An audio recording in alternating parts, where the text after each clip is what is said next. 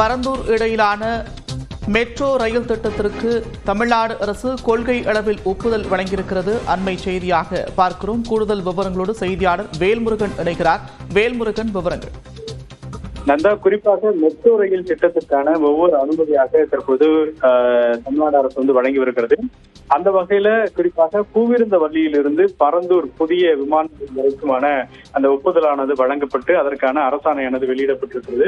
இதன் அடிப்படையில ஒட்டுமொத்தமாக இதனுடைய நீளம் என்பது 52.94 கிலோமீட்டராக இருக்கக்கூடிய நிலையில முதற்கட்டமாக பூந்தமல்லியிலிருந்து சுங்குவாச்சத்திரம் வரை இருக்கக்கூடிய 27.9 கிலோமீட்டர் இடைப்பட்ட இந்த பகுதியின் கட்டமைப்புகளை மெட்ரோ ரயில் திட்டம் 2 கீழாக பணிகளை துவங்குவதற்கான அரசாணையானது வெளியிடப்பட்டிருக்கிறது.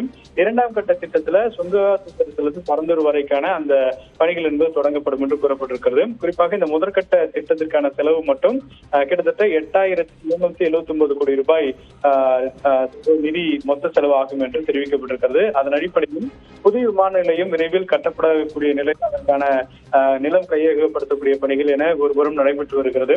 அந்த பகுதியில் அதற்கான எதிர்ப்பு தெரிவிக்கக்கூடிய நிலையில மற்றொரு மெட்ரோ ரயில் திட்டம் என்பது ஏற்கனவே இதற்கான திட்ட அறிக்கை எல்லாம் தயாரிக்கப்பட்டு அதற்கான வெளியீடுகள் தற்போது வந்திருக்கக்கூடிய நிலையில் இதற்கான அரசாணையை தமிழ்நாடு அரசு ஒப்புதல் அளித்திருக்கிறது. நந்தா, நன்றி வேல்முருகன் விவரங்களுக்கு.